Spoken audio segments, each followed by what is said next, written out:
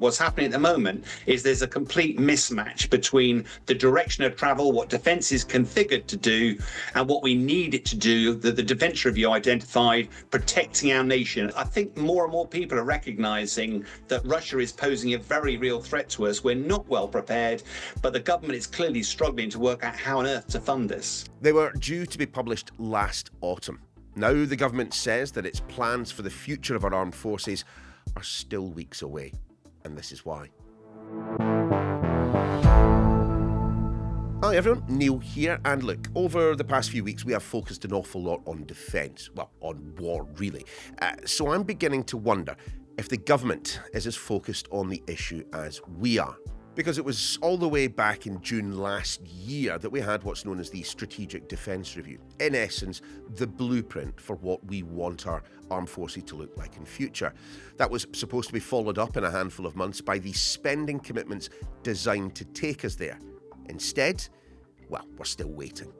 All of which is laudable, I suppose, but every week without those spending commitments is a week wasted. And you can bet that our enemies aren't sitting around idly on their hands. So why the delay? Sean Bell is Sky's military analyst. Sean, always great to have you on the podcast. Look, I think we do need to start with a couple of definitions here. Just explain exactly what the Defence Investment Plan is, because it also relates to something else known as the Strategic Defence Review. Yeah, I mean, I'm old enough and ugly enough that when we were in the Cold War, we didn't really do these defence reviews. We knew what the threat was and therefore we prepared accordingly. But of course, in the years since the fall of the Cold War, and particularly when a new government comes into place, they do a defence review. They look at what do the threats facing our nation, how do we need to configure our defensive capability, our military, and therefore invest accordingly. Now, the government conducted this strategic defence review.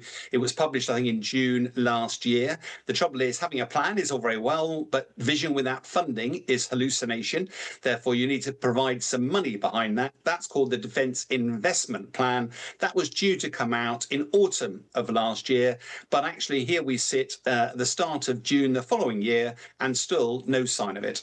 All of which suggests we should be cracking on with this, which begs the question, why on earth aren't we? Yeah, I mean, that is the question of the moment. It's frustrating, I think, a lot of the serving military, but it is worth pointing out, I think, there's a lot of moving parts here, one of which is that the money, the way that defence spends money, it's called an equipment programme, and it lasts 10 years. There's a 10-year looking forward from now into 10 years' time. And the money in the first 2, 3, 5 years is all committed. In other words, you've already signed contracts, you've already given money to buy ships, tanks and aeroplanes. So even if you suddenly, the government can turn around and say we spend over 60 billion a year on defence, yes, but a lot of that money is committed. And even if you woke up tomorrow and said, right, we're going to spend on a different set of priorities, you probably can't suddenly cancel those contracts because you'd probably pay as much to cancel them as you would to see them delivered. The point being is it takes several years before you can actually have influence unless you put new money into defence. And that's what the government has been promising. It's suggested it's going to go up to 3.5% of GDP from about 2.3% today. A hell of a big slug of money. But where does that money come from? And that's the big issue, I think, facing the government today. So it is just purely, look, we have this wish list, as long as my arm, of things we need to prepare our military for the next decade, 2 decades, whatever. We just don't have the money to cover all the items that presumably are listed in the Defence Investment Plan that we are yet to see. And it's also worth pointing out that when the Cold War fell, we saw a steady decline in defence spending from about 4% of GDP through the Cold War. It was considerably higher at times, down to just over 2%. And if you look back and do the maths, that means that as a nation, we've saved about 1.4 trillion pounds, that's trillion pounds, over what we were spending in the Cold War. Now, that's because the threats to our nation were largely, we were doing expeditionary warfare, we were going away to fight in Iraq, Afghanistan, my era, we were constantly fighting overseas. But of course, the Strategic Defence Review turned around and went, hang on a minute, now it's no longer wars of choice that we need to be configuring for, it's wars of national survival. A resurgent Russia, particularly after invading Ukraine, is a real threat to our nation. All of a sudden now you need a different set of military capability, and that needs an immense amount of money, and you can't suddenly fill this 1.4 trillion gap. It takes years, probably decades, to backfill to get us back to where we need to be. It sounds awfully like there might well be a black hole in the MOD finances. And frankly, I'm old enough and ugly enough to have heard that many, many times before when it comes to the Ministry of Defence.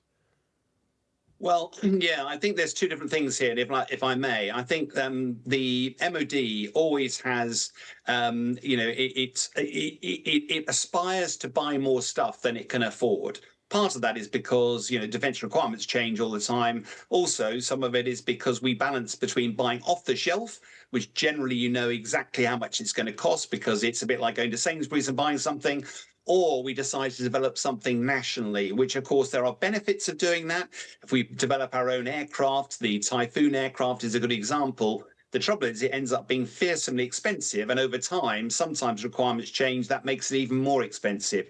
Therefore, the unit cost of them gets very expensive, but a lot of money comes into the country. It creates jobs. Therefore, economically, it can be very good for the country. And that's the challenge that all of these decisions have to be made by government. There are some great examples of great mistakes that have been made. And therefore, as you say, this black hole is just really the gap between what the MOD wants to do and what it can do.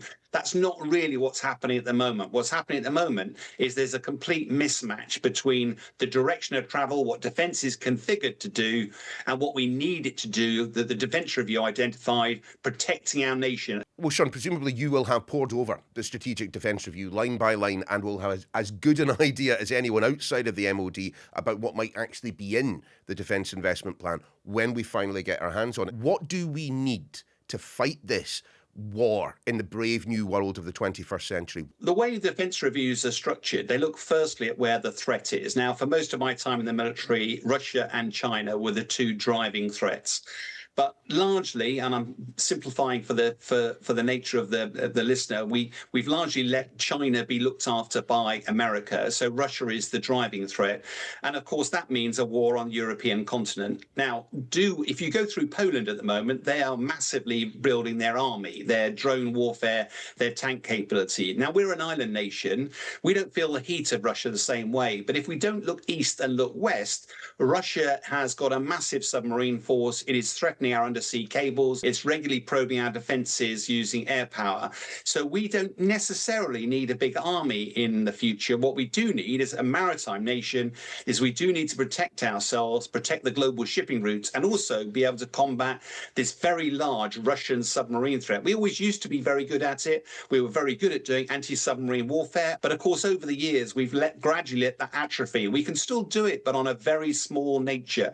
And I think that's what we mean here. It's not about abandoning your army or growing a massively big air force. It's actually saying, where are the priorities? And we should be investing in the Navy. We do need more anti-submarine warfare capability. And we also need to protect our island nation from attack. In the Battle of Britain, famously, we had 100 squadrons protecting our nation. Today, we've got single figures. And although they're enormously more capable, those single figures are not only looking after the UK, they're looking after Gibraltar, Cyprus, Falkland Islands, and NATO commitments. It makes we've spread really thin, incredibly brave men and women that serve in the services, but we've got to equip them properly to do the job. So is then the biggest problem with the delay to the defence investment plan the fact that, well, the longer it takes to come out, the longer it takes for us to get started building this stuff? I mean, I suppose there's also a reputational risk involved as well, given that, Sir Keir Starmer has talked about us getting onto the war footing, and it doesn't look like we're actually doing anything in that regard. No, and I always work on the basis that politicians are not stupid. So when they announced that there was going to be, defence investment plan was due to be announced last year, you've got to look at there are all sorts of reputational hassles. The UK has been committed to defending 3.5% now on defence, all part of the commitment to NATO and President Trump. But it's worth pointing out that last time we spent 3.5%, our nation was spending 4% on the NHS. Now we're spending 9.2% of our GDP on the NHS. So the harsh reality is it's all very well saying you're going to deliver this big uplift, but where's the money going to come from? You either got to make some difficult decisions, welfare or warfare is always a soundbite that's thrown out there, but difficult priorities. Second way of doing it is to increase taxes. Well, we're already pretty highly taxed, and the prevailing view is whenever you increase taxes, you reduce the tax take. The third option is to borrow more, but last time I looked, we're up about 96%, I think, of GDP in debt at the moment. 8% of our government's income is paying back the debt. It's not a viable resource. So there's some real issues there, and most governments, their number one priority bluntly is to get re-elected, and defence has never been a particularly big issue for the electorate. So at the moment, which government is going to actually cut welfare or cut spending on the NHS in order to fund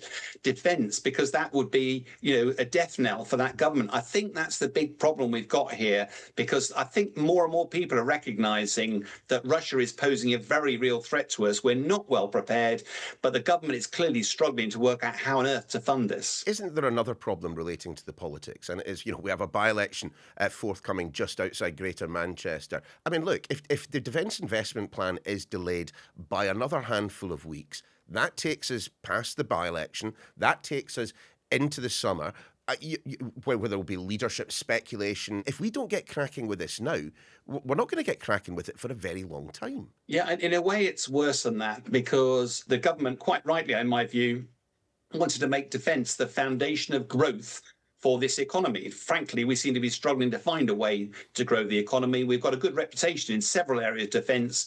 Why would we not invest in defence and capitalise on that into the export market? Well, the longer you leave these decisions, the more difficult it is, because other nations will then make their decisions where they're going to buy stuff. They won't necessarily buy it from us or in partnership with us. All of this creates a big problem for the UK, because the longer we delay, the less likely it is we'll be able to capitalise into the export market, and therefore we will have a higher bill at the end. That is incredibly frustrating for somebody like me who sees huge opportunity here for the nation, and yet this political intransigence is making us not only vulnerable, but failing to capitalise on this great opportunity to generate some sort of wealth and prosperity for the nation.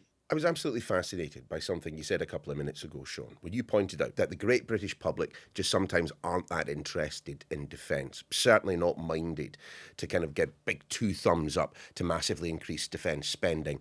Doesn't that suggest that our politicians have not been honest with the British public about two things? First and foremost, of course, the state of our armed forces. But more than that, about the very real risk that this world is heading absolutely, unequivocally, and possibly without a way out of it, towards prolonged period of conflict.